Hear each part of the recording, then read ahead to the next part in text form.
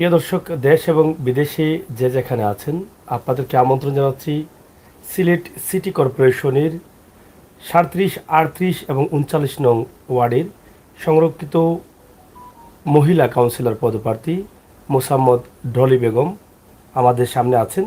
আমরা অবশ্যই আজকে ডলি বেগমের তো যত সময় যাচ্ছে নির্বাচন তত কাছে, বর্তমান সময়ে নির্বাচনের প্রচারণা এবং মাঠের অবস্থা কী সে বিষয় নিয়ে আপনাদের সাথে আমাদের আলোচনা। আর বিশেষ করে দেশ এবং বিদেশ থেকে আপনারা যারা দেখছেন, এই আলোচনাতে আপনারা অংশগ্রহণ করবেন কমেন্টের মাধ্যমে এবং আমাদের লাইভগুলো শেয়ার করে। তো ডলি, কেমন আছো? এবং প্রথমে তোমার দর্শক যারা আছেন তাদেরকে তাদের উদ্দেশ্যে দু একটি কথা বলো। বিসমিল্লাহির রহমানির রহিম। আসসালামু আলাইকুম। আমি ডলি বেগম, সিলেট সিটি নির্বাচনে 37, 38 ও 39 নং ওয়ার্ডের মহিলা কাউন্সিলর হিসাবে অংশগ্রহণ করতে যাচ্ছি। সেই জন্য আমি 37, 38 ও 39 নং ওয়ার্ডের জনসাধারণ ভোটার সহ দেশ বিদেশের সবার কাছে দোয়া ও সমর্থন প্রার্থনা করছি। আমরা প্রথমত ডলি বেগম দোয়া এবং সমর্থন কামনা করছেন বলেই কিন্তু আপনাদের কাছে সহযোগিতা চেয়েছেন। তো ডলি, আমরা প্রথমত একটু জানতে চাই যে বর্তমানে আপনার নির্বাচনী প্রচারণা কেমন চলছে এবং মাঠের বর্তমান অবস্থা কি, এই বিষয় নিয়ে যদি একটু বলেন। আলহামদুলিল্লাহ, আমি ডোর টু ডোর যাচ্ছি কন্টিনিউ। সকাল 9টা থেকে রাত 10টা পর্যন্ত কন্টিনিউ আমার ওয়ার্কিং চলতেছে। তো মোটামুটি আলহামদুলিল্লাহ আমি অনেক বেশি আশাবাদী যে আমার 37, 38 ও 39 নং ওয়ার্ডের আমার যত মা চাচিরা আছেন এবং বোনেরা আছেন, ওনারা আমাকে ওনাদের অন্তরের অন্তঃস্থল থেকে দোয়া করতেছেন এবং যথাসাধ্য আমাকে সহযোগিতাও করছেন। তা আসলে এই যে নির্বাচনের মাঠে আপনি কাজ করছেন এবং প্রতিদিনই যাচ্ছেন আবার রাতে বাড়ি ফিরছেন, এখান থেকে আপনি যে বেনিফিটটা আশা করছেন যে আপনি বিজয় লাভ করবেন, আপনার সাথে তো আরও প্রতিদ্বন্দ্বী আরও আছেন, প্রার্থীরা তো অনেকেই আছেন নতুন ওয়ার্ডে। তো কতটুকু আশাবাদী আছেন আপনি নির্বাচনে যদি বিজয় হন, বিজয় হওয়ার পরে মানুষ যে আশা আকাঙ্ক্ষা আপনার উপরে করছে সেটা কতটুকু পূরণ করতে পারবেন বলে আপনি মনে করেন বা আপনার বিশ্বাস আছে? আলহামদুলিল্লাহ, আমি আগেও বলছি, এখনও বলতেছি যে আমি মাঠে নেমেছি কাজ করার উদ্দেশ্যে, আল্লাহ সাহায্য করার মালিক। তো আমি এখানে বিজনেস করতে নামিনি। যেহেতু বিজনেস করতে নামিনি, সেহেতু আমার এখানে লসের কোনো আশা কোনো ধরনের ক্ষতি হওয়ারও কথা নাই। আর আমি যেহেতু মানুষ হয়ে মানুষের পাশে দাঁড়ানোর জন্য উদ্দেশ্য নিয়ে দাঁড়াইছি, তো মহান আল্লাহ তাআলা আমাকে সাহায্য করবেন। আমি মহান আল্লাহ তাআলার উপর ভরসা রেখেই কাজ করতেছি। তো আমার আশা যে আমার আল্লাহ আমাকে নিরাশ করবেন না, যেহেতু আমার উদ্দেশ্য, আমার যে মনের যে চাওয়াটা সেটা হচ্ছে নেক। আমি মানুষের জন্য মানুষ হয়ে তাদের পাশে দাঁড়াতে যাচ্ছি। তো আল্লাহ তাআলা আমাকে নিরাশ করবেন না ইনশাআল্লাহ। এবং আমার 37, 38 ও 39 নং ওয়ার্ডের যে জনসাধারণ আছেন, ভোটাররা আছেন, ওনারাও আমাকে নিরাশ করবেন না। আর যেহেতু আমি ডোর টু ডোর যাচ্ছি, প্রত্যেকটা গড় টাচ করতেছি, এমন না যে ওই এলাকার 2-1টা গড়ে গিয়ে চলে আসতেছি। ডোর টু ডোর, এমনকি আমি একদম যারা দিন আনে দিন খায়, ঘরে চাল নাই এমন মানুষের পর্যন্ত আমি যাচ্ছি। তো ওনাদের যে অবস্থাগুলা দেখতেছি, আমার খুব কষ্ট লাগতেছে। আমি গত শনিবারে মহিয়ারসর গিয়েছি। তো মহিয়ারসরের যে অবস্থা, তারপর ওই আজকে গিয়েছি খালিগাঁও গেছি, নোয়াখড়ি যাচ্ছি। তো নোয়াখড়ির যে অবস্থাটা দেখছি, আমি আসলে ঘরের ভিতরে ঢুকতেই পারি নাই, যে ড্রেইনের পানিগুলা বাসার ভিতরে ঢুকে গেছে। ড্রেইন নাই বললেই চলে। তো ড্রেইনের পানিগুলো ঘরে ঢুকে গেছে, খাবার পানি নাই, মানুষগুলো এত কষ্ট করে আসে। তো ওনাদের জিজ্ঞেস করছিলাম যে আপনাদের চেয়ারম্যান মেম্বার কী দিছে, যে আপনারা এত কষ্ট করতেছেন কেন? তো ওনারা বলতেছেন যে কি করবো, আমাদেরকে দেয় না, আমরা অনুদান পাই না। এমন অনেকগুলা ঘর পাইছি যেগুলাতে অনেক প্রতিবন্ধী শিশুরা আছে, যে ওরা ভাতা পাচ্ছে না, পা নাই, অনেকের অনেক কষ্টে আছে। এমনকি একজন মহিলা পাইছি মহিয়ারসরে, উনি শুধু চিড়া খেয়ে 30টা রোজা রাখছেন। উনি বলছেন যে রোজা রেখে যদি মরে যাই তাহলে আলহামদুলিল্লাহ। ওনার ঘরে আবার এই চালের মধ্যে এত বড় বড় ফুটা মেঘ পড়ে। তো উনি আমার কাছে চাইছেন যে যদি আমি নির্বাচনে জয়ী হই, যেন ওনাকে আমি 2বার টিন দিই। তো আমি ওনার সাথে বসে ওনার যে খাটে বসছি সেখানেই আমি ওয়াদা করে আসছি যে ওনাকে আমি টিন দেব। তো ইনশাআল্লাহ আমি প্রসেস চলতেছে, খুব শীঘ্রই আমি ওনাকে দেওয়ার চেষ্টা করতেছি। পাস করি না করি এটা একমাত্র আল্লাহ জানেন যে আমার নসিবে কি আছে না আছে, কিন্তু এই যে মানুষের অবস্থাগুলো দেখতেছি আসলে আমার খুব কষ্ট লাগতেছে। আল্লাহ যদি আমাকে সহায়তা দান করেন, আল্লাহ যদি আমাকে তৌফিক দান করেন, আর আপনারা যদি আপনাদের মূল্যবান ভোটটা আমাকে আল্লাহর বাস্তে দেন, দিয়ে সহযোগিতা করেন, তাহলে আমি আপনাদের পাশে দাঁড়াতে চাই। আপনারা আমাকে একটু সুযোগ করে দেবেন, কাজ করার একটা সুযোগ করে দেবেন। তো যাই হোক দর্শক, আসন্ন সিলেট সিটি কর্পোরেশন নির্বাচন আমাদের সিলেটে চলছে, এবং যেহেতু এখনও প্রতীক পাওয়া যায়নি, এবং এখন কিন্তু প্রার্থীরা ঘরে বসে থাকেন নেই, তারা মানুষের দুয়ারে দুয়ারে যাচ্ছেন, ঘরে ঘরে যাচ্ছেন, বাড়ি বাড়ি যাচ্ছেন, এবং রাত পোহালেই কিন্তু তারা ছুটে যাচ্ছেন যে কোথায় গিয়ে কোথায় কার কাছ থেকে দোয়া নিয়ে আসবেন। এবং নির্বাচনে হার জিত অবশ্যই থাকবে, যেহেতু একটি ওয়ার্ডে অনেক প্রার্থীরা থাকেন, তো সেটা বড় বিষয় না। বড় বিষয় হচ্ছে আসলে কার ভিতরে কি আছে সেটা একমাত্র আল্লাহই জানেন। এবং এই মাঠে যারা অংশগ্রহণ করেছেন, আরও যারা আছেন, তাদের মধ্যে তাদের যোগ্যতা আপনারা বিবেক বিবেচনা নিয়ে আসতে হবে, এবং কে আপনার সাথে ভালো কথা বলছে, কে ভালো কথা বলতে পারে, কার সাধ্য আছে কথা বলে আপনার অধিকারটা সে অন্য জায়গা থেকে তার দায়িত্ব থেকে সে পালন করতে পারবে, তো সেগুলো শুনলে আপনারা বুঝতে পারবেন। তো ইতিমধ্যে আপনারা জানেন যে এবারে নির্বাচনে ডলি যে নির্বাচনে অংশগ্রহণ করেছেন, তিনি একজন লয়ার, একজন উকিল, অনেক কষ্ট করে লেখাপড়া করেছেন তিনি বলেছেন, এবং গত ভিডিওতে তিনি বলেছিলেন যে আমি নির্বাচনে অংশগ্রহণ করেছি মানুষের সেবা করার জন্য, আমার শিক্ষাকে সাধারণ মানুষের কাজে লাগানোর জন্য, এবং যারা অধিকার বঞ্চিত মানুষ তাদের জন্য যেন কিছু করতে পারি, এটাই তাদের আমার মূল লক্ষ্য, যেটা বলেছিলেন ডলি গত ভিডিওতে আপনারা শুনেছেন। তো আজকেও আবার আসলাম, অনেক বন্ধুদের রিকোয়েস্ট রয়েছে যে ডলির বর্তমান মাঠের অবস্থা কি, কিভাবে প্রচার প্রসারণা চলছে সে বিষয় নিয়ে কিন্তু জানার অনেক ইচ্ছে আছে। অনেকেই কল করেছেন যে সাগর ভাই, আপনি যদি ডলি আপাকে একটু লাইনে নিয়ে আসেন তাহলে হয়তো আমরা জানতাম যে ওনার অবস্থা কি, কারণ অনেকে ইতিমধ্যে বলা বলি করছেন যে ডলি একজন উকিল হয়ে সে নির্বাচনে অংশগ্রহণ করেছে, এবং আরও যারা আছেন তারা কতটুকু লেখাপড়া আছে, অনেক বিষয় নিয়ে আলোচনা চলতেছে। তো সেক্ষেত্রে আমাদের আজকের লাইভে আসা, তো ইনশাল্লাহ আপনারা যারা আছেন আমাদের সাথে যুক্ত রয়েছেন সিলেট সিটি কর্পোরেশনের 37, 38 এবং 39 নং ওয়ার্ডের, আমি প্রত্যেককেই বলবো যারা প্রার্থী আছেন আমার কাছে মনে হয় প্রত্যেকেই যোগ্য, তারপরেও কিন্তু আপনারা বিবেক বিবেচনায় নিয়ে আসবেন যে আসলে কে কতটুকু এগিয়ে আছে, কার দ্বারা কতটুকু আপনার অধিকারটা আপনি ফিরে পাবেন, এবং কোন মেয়েটি আপনারা যারা মা বোনরা আছেন বাড়িঘরে কীভাবে আপনাদের সাথে মিশে তার কথাবার্তা থেকে বোঝা যায় যে মানুষটি কেমন হতে পারে। এটা নিঃসন্দেহেই একজন ভালো মনের মানুষ কিন্তু সুন্দর করে কথা বলতে পারে সব সময়ই, এটা আপনারা হয়তো অনেকেই জানেন। তো ডলির যে কথাগুলো আমাদের সাক্ষাৎকার থেকে আমরা নিয়ে আসছি সেটাই কিন্তু অনেক প্রশংসা করেছেন অনেকেই, আপনারা ইতিমধ্যে কমেন্টস বক্স চেক করলেই কিন্তু আপনারা পাবেন। তাছাড়া আমাদের যেহেতু শুভাকাঙ্ক্ষীরা রয়েছেন আমাদের চ্যানেলের যারা ভিউয়ার্স আছেন তারা কিন্তু অনেক সময় বলে থাকেন, বিশেষ করে ডলির যে 3টি ওয়ার্ডের অনেকেই পরিচিত আছেন, তো তারাও কিন্তু এই বিষয় নিয়ে কিন্তু অনেক কমেন্ট করেছেন এবং সরাসরিও বলেছেন যে ডলির যে বিষয়টা যে আসলে শিক্ষিত মানুষের কথাবার্তাই কিন্তু আলাদা। তো সেটাই কিন্তু আপনারা আসলে কিভাবে দেখবেন আমি জানি না, তারপরও বলবো যে যারাই আছেন এবার নির্বাচনে প্রত্যেকে কিন্তু লাইভে যাবেন, কথা বলবেন, আপনার বাসায় যাবেন, কথা বলবেন। আপনারা এই লাইভ থেকে তাদের কথা থেকে আপনারা বিবেক বিবেচনা করতে হবে যে কার দ্বারা কি হতে পারে। তো যাই হোক ডলি, আসলে অনেক কথা তো বলেছি, অনেক শুনেছো তুমিও, তোমার অনেক ভোটাররাও আছেন আমাদেরকে যারা ব্যক্তিগতভাবে চিনেন তারাও অনেক কিছু জানতে চেয়েছেন এবং অনেক কথা বলেছেন। যা লয়ার একজন উকিল আসলে আমাদের ওয়ার্ডে এসেছেন, এটা আমাদের জন্য অনেক ভাগ্যের। অনেকেই বলছেন যারা তোমাকে সমর্থন করেন যে একজন শিক্ষিত মানুষকে ভোট দেব, সে পাস করুক আর ফেল করুক এটা বিষয় না। তো সেক্ষেত্রে তো সবাই নাও দিতে পারে, আবার সবাই দিয়ে দিতে পারে। তো সেদিকে আমরা যাচ্ছি না, আমরা জানতে চাই যুব সমাজ যারা আছেন, যেহেতু তুমি একজন শিক্ষিত মেয়ে, তুমি সিলেট কোর্টে এখন আছো এবং শিক্ষিত মেয়ে হিসাবে তোমার মতো আরও অনেক মেয়েরা শিক্ষিত আছেন এবং অনেক যুবকরা আছেন। যদিও আগের তুলনায় এখন অনেকটা কিন্তু আমাদের এই যে সন্ত্রাসবাদী অথবা নেশা যেগুলো আছে, যুব সমাজ অনেকটা নেশায় পড়ে নষ্ট হয়ে যায়, বা মাদক ব্যবসা বা বিভিন্ন ধরনের ব্যবসা বাণিজ্য থাকে। তো সেগুলো নিয়ে কোনো চিন্তা ভাবনা আছে কি না? দেখুন, একটা মানুষ কিন্তু জন্ম থেকে কিন্তু খারাপ হয়ে জন্মায় না।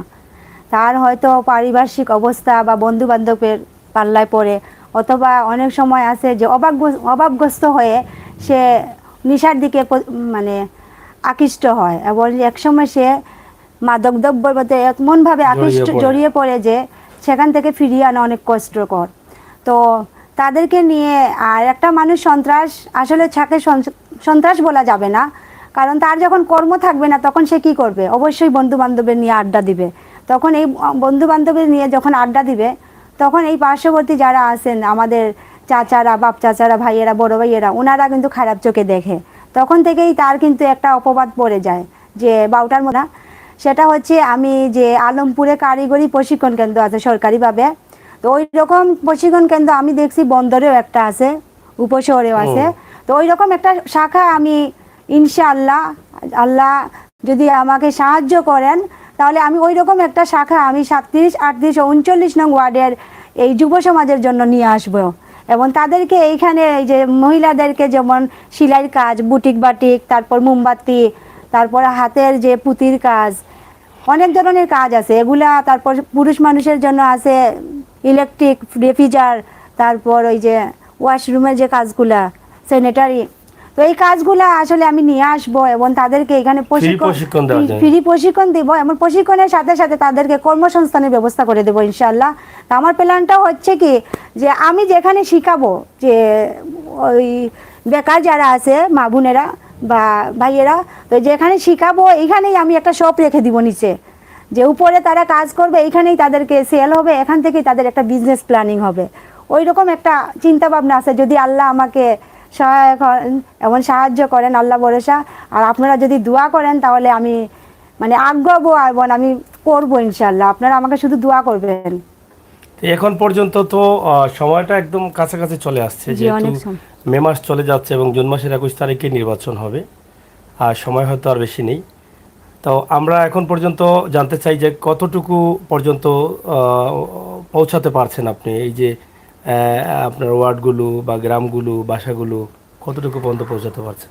Thank you. আমি তো 45টা গ্রাম, তো প্রত্যেকটা গ্রামে আমি যাচ্ছি, এবং একটা গ্রাম ঘুরে আরেকটা গ্রামে আসতে কিন্তু 45 দিনের মতো সময় লেগে যায়। তো আমি এমন একটা পর্যায়ে যাচ্ছি যে আমি ডোর টু ডোর প্রত্যেকটা ঘরে পৌঁছেছি, এবং প্রত্যেকটা ঘরের মা, বোন, চাচি, দাদি, উনাদের সাথে কথাবার্তা বলতেছি এবং উনাদেরকে টাচ করতেছি। আমি জানি যে আমার মা চাচিদেরকে বুঝিয়ে বললে উনারা অবশ্যই বুঝবেন বিষয়টা। তো উনাদেরকে আমি টাচ করতেছি। সাথে আরেকটা বিষয় হচ্ছে যে উনারা আমাকে যতটুকু আশ্বাস দিচ্ছেন যে আমি তো উনাদের মেয়ে, তো আমি বলতেছি যে আমি আপনাদের মেয়ে, আমি কষ্ট করে পড়ালেখা করছি, এখন আপনাদের জন্য কিছু করতে চাই, আল্লাহ আমাকে সাহায্য করবেন। আপনারা শুধু আমাকে দোয়া করেন, আপনারা দোয়া করাবেন এবং আপনারা আমাদেরকে সহযোগিতা করবেন ইনশাআল্লাহ। আল্লাহ আমাকে সাহায্য করবেন, আমি আপনাদের জন্য কিছু করতে চাই, আপনারা আমাকে সেই সুযোগটুকু করে দেবেন। তো মা চাচিরা আমাকে মানে এতটুকু আশ্বাস দিচ্ছেন যে ইনশাআল্লাহ তুমি মার্কা নিয়ে এসো, আমরা তোমার জন্য মাঠে খাটবো, এজন্য আমাদেরকে কোনো পারিশ্রমিক দিতে হবে না।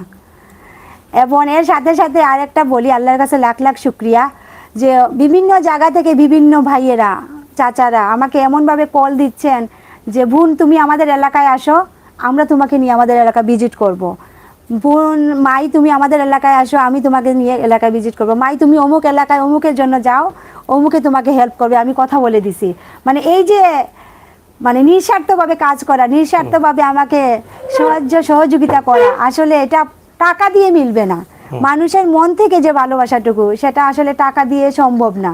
সেজন্য আল্লাহর দরবারে লাখো কোটি শুক্রিয়া যে উনি, এটা হচ্ছে গড গিফটেড আল্লাহর তরফ থেকে। না হলে এত মানুষের ভালোবাসা এই অল্প সময়ের মধ্যে পাওয়া কিন্তু অসম্ভব ব্যাপার। তো আমি আমার আল্লাহর উপর পুরো দমেই নির্ভরশীল, এমন পুরো ভরসা, আল্লাহ ভরসা, আল্লাহ আমাকে নিরাশ করবেন না ইনশাআল্লাহ। এত কষ্ট, এত পরিশ্রম এবং মা বোন সবাই আশ্বাস দিচ্ছেন, আমি জানি না যে আসলে কিভাবে তাদেরকে ম্যানেজ করছেন। এবং আমি একটা কথা জানি যে মানুষের মুখের ভিতরে কিন্তু সব কিছু, মানুষের সাথে যত ভালো আচরণ করতে পারে তত কিন্তু মানুষ দুর্বল হয়ে পড়ে। অনেকেই বলে থাকেন যে টাকার কাছে মানুষের সব কিছু কিন্তু দুর্বল হয়ে যায়, কিন্তু এটা আমি কখনো বিশ্বাস করি না এবং আমি কখনো মানি না। কারণ টাকা দিয়ে আমি বিজয় ছিনিয়ে আনবো, এটা কখনো সম্ভব হয় না। বিজয় ছিনিয়ে নেওয়া যায় যদি শক্তি থাকে, জোর করে ব্যারেট নিয়ে এইভাবে যে বিজয় ছিনিয়ে নেওয়া যায়, কিন্তু টাকা দিয়ে কিনে কখনো বিজয় নেওয়া নেওয়া যায় না, এটা নিঃসন্দেহে। কিন্তু মুখ দিয়ে নিয়ে আসা যায়, জি, যে জি। আপনার টাকা নাই পয়সা নাই, কিন্তু আপনার ব্যবহারে আচার আচরণে এটা কিন্তু করা যায়। তো সেক্ষেত্রে মনে হচ্ছে যে আপনার যে ব্যবহারটা আছে সেটা অনেক ভালো, এবং সেখান থেকে যাদের সাথে মিশছো, যারা কথা দিচ্ছে মা বোনেরা ভোট দিবেন, মনে করেন যে হার জিত তো সবারই থাকবে। আমরা তো এখন বলতে পারবো না যে আপনি বিজয় লাভ করবেন, বিজয় লাভ করে আসবেন, আপনিও নিজে বলতে পারবেন না, কিন্তু আশাবাদী আছেন, আশা আছে বলেই নির্বাচনে অংশগ্রহণ করেছেন, এটা তো ঠিক। হ্যাঁ, হ্যাঁ। এখন কেউ না কেউ তো একজন ফাঁস হতেই হবে, মানে বিজয় আনতে হবে। এখন মনে করো যে আপনি বিজয়ে নিধি নিয়ে আসতে পারলেন না, তখন কি আপনি কাউকে খারাপ মনে করবেন, বা আপনার ভোটারদেরকে বলবেন যে তারা বেঈমান, আমাকে কথা বলেছিল ভোট দিবে? এরকম তো অনেকেই বলে। নির্বাচনের আগে মজার মজার কথা, সুন্দর সুন্দর কথা, নির্বাচন পরে দেখা যায় আমাকে ভোট দেয় নাই, অমুকে দিছে অমুকে দেয় নাই। আসলে অনেকেই দিছে, সেই সময় কিন্তু সে ভুল বুঝে। কারণ ভোট এমন একটা জিনিস, আন্দাজ করে কোনো কিছু বলা যায় না। এখন আমি বললাম যে আমি আপনাকে ভোট দেব, হ্যাঁ, এখন নির্বাচন পরে আমি দিয়েও দিলাম, নির্বাচন পরে কোনো না কোনো কারণে আপনি বললেন যে আপনি আমাকে দেন নাই, এরকম অনেক কিছু হয় কিন্তু। বা অনেকে দেখেছি নির্বাচন পরে টাকা পয়সা বন্টনের বিষয় নিয়ে, এটা নিয়ে নির্বাচন পরে কিন্তু মারামারি হয়। তা আসলে নির্বাচন পরে যদি আপনি বিজয় লাভ না করেন, তাহলে কতটুকু কষ্ট পাবেন? আমি আমার আল্লাহর কাছে শুকরিয়া করছি যে ওনার হুকুমেই হয়তো বা আমি দাঁড়িয়েছি, না হলে তো দাঁড়াইতাম না। আর উনি যদি চান, যার দ্বারা আমি এমন একজন মানুষ চাইবো যে যার দ্বারা সমাজের উন্নয়ন হবে, মানুষের কল্যাণ হবে, এমন একটা মানুষ যেন আল্লাহ তাআলা এই 3 ওয়ার্ডের জন্য নির্বাচিত করে দেন। সেটা যদি আমি হই তাহলে আলহামদুলিল্লাহ, যদি আমি নাও হই, অন্য কেউ হয়, সেক্ষেত্রেও লাইভে আছে, আলহামদুলিল্লাহ। সিলেটের ম্যাগাজিনে, আল্লাহর কাছে লাইভে। শুকরিয়া জানাচ্ছি যে আল্লাহ এমন একটা মানুষকে নির্বাচিত করুন, যে যে মানুষটা এই 3 ওয়ার্ডের অসহায় মানুষদের জন্য কাজ করবে, যার দ্বারা সমাজ ও দেশের উন্নয়ন হবে। আর আমি এতে এতটুকুই দুঃখ পাবো না, কারণ এটা হচ্ছে একমাত্র আল্লাহ যাকে খুশি হয়ে দেবেন। তো আল্লাহর মানে হুকুমের উপর, আল্লাহর ইচ্ছার উপর কারো হাত নাই। তো আমি সবসময় আল্লাহর উপর শুকরিয়া, উনার কাছে শুকরিয়া যাপন করব। যারা আমার অনেক বাবারা আছেন, ভাইয়ারা আছেন, বন্ধুরা আছেন, যারা আপনার ভোটার, আপনার 3টি ওয়ার্ডের মধ্যে পড়েছেন, সবার সাথে কিন্তু আপনি কথা বলতে পারবেন না, কারণ 30-40 হাজার মানুষ আছেন, ভোটার আছেন, সবার সাথে দেখাও হবে না আপনার, এরকম অবস্থা হতে পারে। এবং অনেক মা বোনেরা আছেন, হয়তো বাসায় গেলে সবাইকে পাওয়া যাবে না, সবার বাড়িতে যেতেও পারবেন না।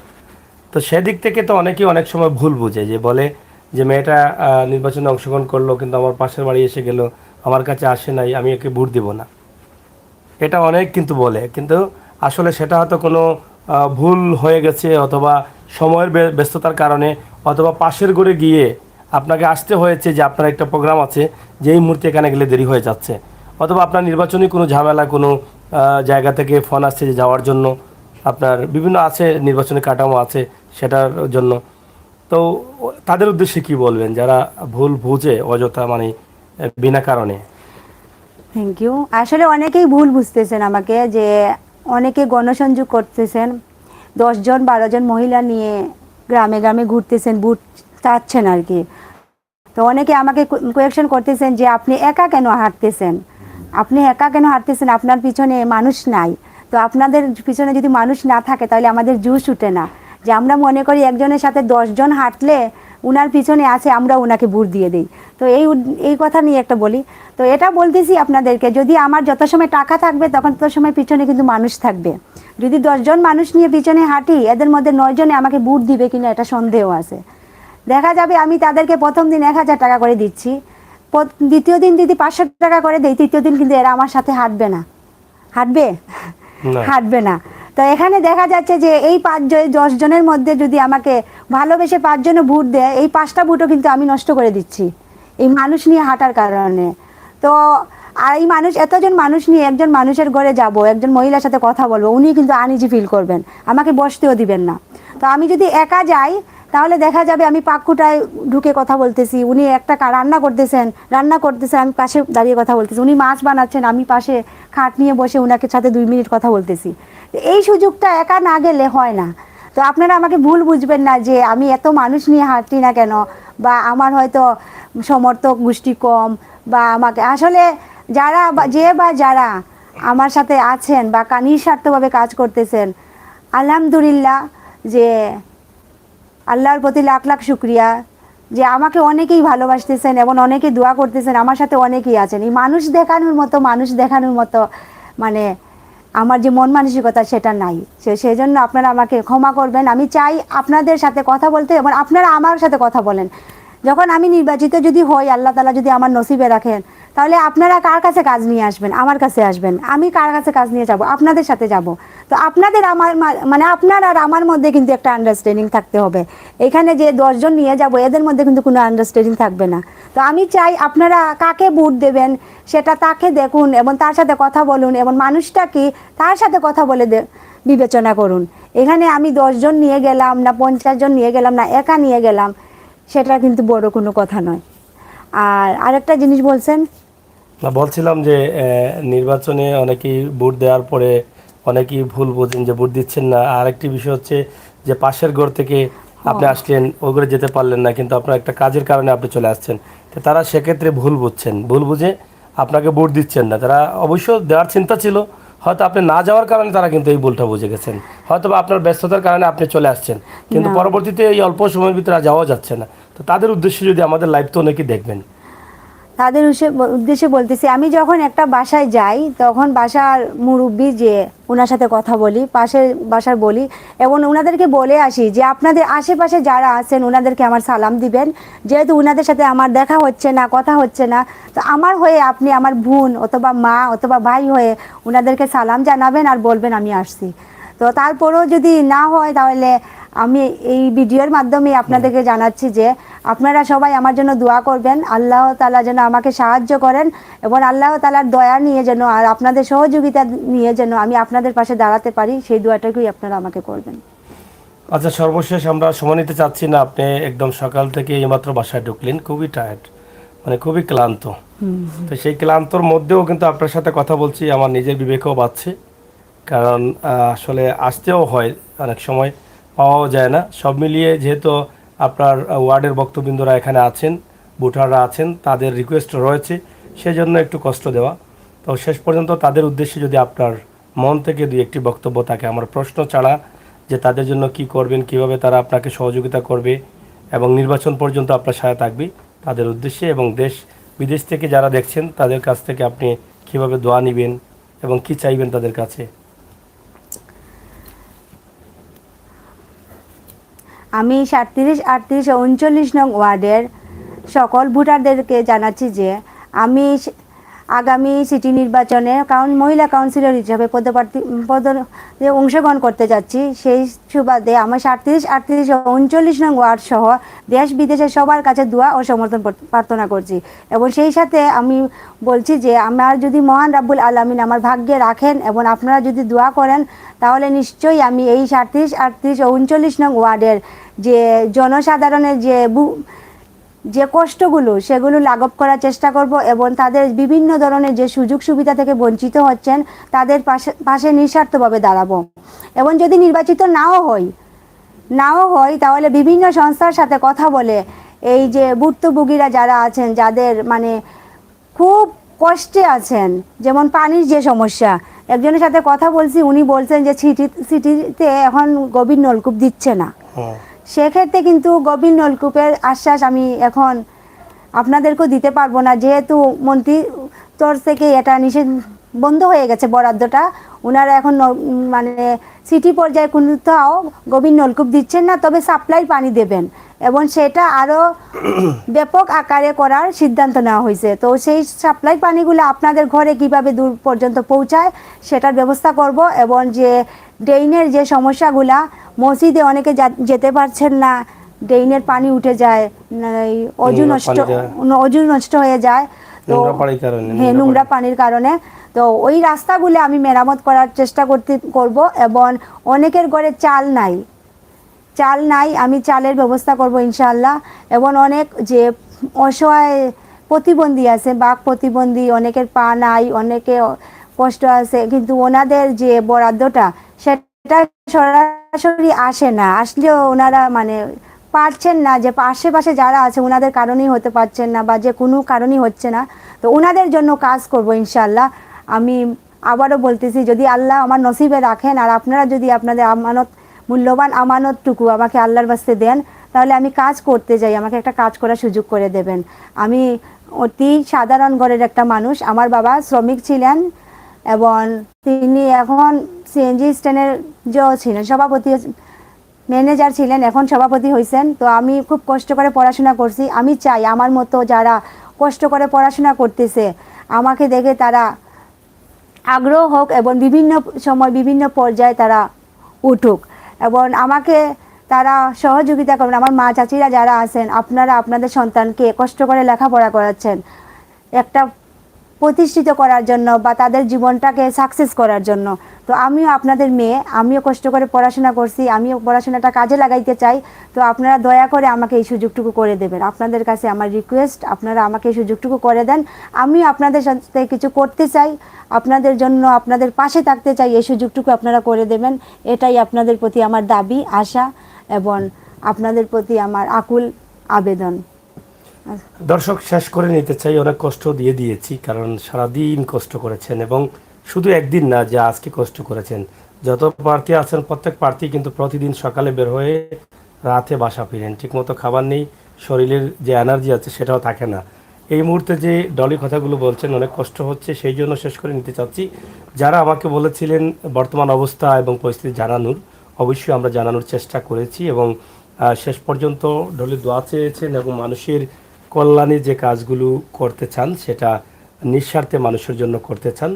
এবং যে কথাগুলো বলেছেন আপনারা ইতিমধ্যে শুনেছেন যে আমি মানুষের সাথে মিশেছি, বসেছি এবং 8 জন 10 জন নিয়ে আমার যাওয়ার তৌফিক নেই। তাছাড়া আরেকটি বিষয় এখানে যে যারা 8 জন 10 জন নিয়ে যাচ্ছেন তারা আসলে বুট দেবে কিনা, আসলে এই ওয়ার্ডের বুটার আছে কিনা বা দূর থেকে নিয়ে আসা হয়েছে কিনা, অনেক বিষয় কিন্তু ডলি বলেছেন। ডলিও বলেছেন যে আমি হয়তো নিতে পারতাম, তারপরও আরেকটা বিষয় আমি নিচ্ছি না এই কারণে যে আমি যখন একা যাই তখন একদম ঠান্ডা মাথায় আমি ঘরের ভিতরে গিয়ে বসে কথা বলতে পারি। তো 2 জন 4 জন 5 জন থাকলে হয়তো সেটা হবে না, বিভিন্ন ধরনের সমস্যা দেখা দেয়। প্রথম দিকে নিয়ে গেলেও কিন্তু পরবর্তীতে সেটা তিনি দেখেছেন যে ওনার একটা সুবিধার্থে, এবং অন্য মহিলা যারা আছে তারা অন্য অন্য স্থানে বিভিন্নভাবে তারা হয়তো প্রচার করছেন, কাজ করছেন, সেটাই কিন্তু তিনি বোঝাতে চেয়েছেন। তো আপনারা যারা আমাকে দেখছেন বা আমাদেরকে দেখছেন, আমরা সিলেট সিটি কর্পোরেশন নির্বাচনের একটি অংশ হচ্ছে 37 ও 39 নং ওয়ার্ড। এখানে সংরক্ষিত মহিলা আসন থেকে মহিলা সদস্য প্রার্থী, কাউন্সিলর প্রার্থী মোসাম্মদ ডলি আক্তার, তিনি বলেছেন যে ওনার আশা আছে, মানুষ যেভাবে আশ্বস্ত করছে সেভাবে তিনি বিজয় লাভ করবেন। আরেকটি কথা বলেছেন একদম ক্লিয়ারলি যে আমি নির্বাচনে যদি অংশগ্রহণ করে বিজয় নাও আনতে পারি তারপরও কাউকে দোষারোপ করব না, কষ্টও পাবো না। কারণ একটি কথা খুবই সুন্দরভাবে তিনি নিখুঁতভাবে বুঝিয়ে দিয়েছেন যে আল্লাহ তাআলার হুকুম হয়েছে বলেই কিন্তু আমি নির্বাচনে আসছি। তার মানে এখান থেকে বোঝা যায় যে আল্লাহর হুকুম ছাড়া একটা গাছের পাতাও লড়ে না, তিনি এটা বিশ্বাস করেন এবং আল্লাহর হুকুম অনুযায়ী তিনি এখানে এসেছেন এবং আল্লাহর হুকুম যদি হয় তিনি বিজয় লাভ করবেন। আর যদি তিনি বিজয় না আনতে পারেন তাহলে তিনি আল্লাহর উপরেই কিন্তু ভরসা রেখে দিবেন যে আল্লাহর হুকুম ছিল না, সেখানে কাউকে বা কোনোভাবে কাউকে দোষারোপ করা যাবে না। তো এখান থেকে খুবই স্পষ্ট আমরা বুঝলাম যে তিনি একমাত্র আল্লাহর উপরেই ভরসা করেন। পরবর্তীতে ওনার আচার আচরণ, ব্যবহার এবং শিক্ষা, ওনার বর্তমান কর্মস্থল যেটা, সেগুলো দেখে যদি আপনারা বিবেক বিবেচনা নিয়ে আসতে পারেন, আপনাদের মনের মানুষ করতে পারেন, আপনারা বুঝেন যে আপনাদের কাজগুলো ডলি করতে পারবেন, আপনাদের জন্য কোনো আবেদন নিজে লিখে হয়তো ওনার দপ্তরে পাঠাতে পারবেন, কারো কাছে এই আবেদনটা লেখার জন্য যাওয়া লাগবে না যেহেতু একজন উকিল। তো সেদিক চিন্তা বিবেচনা করেই কিন্তু ওনাকে আপনারা দোয়া এবং সমর্থন দিবেন, সেই আশা কিন্তু তিনি রাখছেন। দেশ এবং বিদেশ থেকে আপনারা যারা ছিলেন, যারা আছেন, যারা দেখছিলেন, আপনাদের সকলকে আমরা ধন্যবাদ জানাচ্ছি এবং আপনারা পুরো নির্বাচন জুড়ে কম বেশি সিলেট সিটি কর্পোরেশনের বিভিন্ন জায়গা থেকে আমরা আপনাদেরকে ভিডিও দেওয়ার চেষ্টা করব, আপনারা আমাদের সাথে থাকবেন। আমরা আজকের যে লাইভটি আপনাদের কাছে উপস্থাপন করেছি সিলেটের magazine Facebook page, ৭৭ Sunamganj Facebook page এবং সিলেটের ম্যাগাজিন ইউটিউব চ্যানেল, সরাসরি এখানে যারা যুক্ত আছেন আপনাদের কাছে কৃতজ্ঞ, যারা পরবর্তীতে আসবেন দেখবেন আপনাদের কাছেও কৃতজ্ঞ। আপনাদের কাছে একটা জিনিসই চাইবো, আমরা মানুষের কল্যাণে কাজ করি, দেশ জাতির কল্যাণে কাজ করি নিরলস নিঃস্বার্থে। এই যে আজকে কিন্তু কিছুক্ষণ আগের যে লাইভটি আপনারা দেখেছেন একদম গোয়েনগার থেকে কিন্তু আমরা ভিডিও করে আসছি, যেখানে সিলেট থেকে মোটরসাইকেল করে গোয়েনঘাটের বিন্নাকান্দি বাজারে গেছি, সেখান থেকে আরেকটি টমটম নিয়ে কাঁচা রাস্তা দিয়ে অনেক দূরে জঙ্গলের ভিতর দিয়ে গেছি, সেখান থেকে আরও প্রায় আধা ঘন্টা হেঁটে এই বাড়িতে গেছি। এই ভিডিওটি একটু আগের ভিডিওতে দেখবেন আপনারা, সেই লাইভটি। তো সেটা একদম নিঃস্বার্থে, কোনো টাকা পয়সার জন্য যাই নাই, মানুষ হিসাবে মানুষের দায়িত্ব থেকে আমরা সেটা করেছি, আমরা সেটা করে যাই। আপনার কাছে যদি কোনো অসহায় পরিবার হয়তো ঘর নেই, বাড়ি নেই, চিকিৎসা পাচ্ছে না, কিডনি রোগে আক্রান্ত, ক্যান্সার রোগে আক্রান্ত, টিউমারে আক্রান্ত, এই সমস্ত ভিডিও থাকলে অবশ্যই আমাদেরকে তথ্য দিয়ে সহযোগিতা করবেন, আমরা নিঃস্বার্থে গিয়ে করে দেবার চেষ্টা করব। তো প্রিয় দর্শক, এই জন্য কিন্তু আমরা আপনাদের কাছে চাই যে আমরা ভালো কিছু দিতে না পারলে খারাপ কিছু দেব না। আপনারা আমাদের চ্যানেলগুলোকে লাইক ফলো করে এবং সাবস্ক্রাইব করে ফ্রেন্ডস হয়ে আমাদেরকে সহযোগিতা করুন। আপনাদের সহযোগিতা আমাদেরকে আরও উৎসাহিত করুক মানুষ এবং গরিবের জন্য কাজ করতে এবং দেশ এবং জাতির জন্য কাজ করতে। তো আপনাদের সকলের সুস্বাস্থ্য দিকে কামনা করছি। ভালো থাকুন, নিরাপদে থাকুন, সুস্থ থাকুন। আল্লাহ হাফেজ।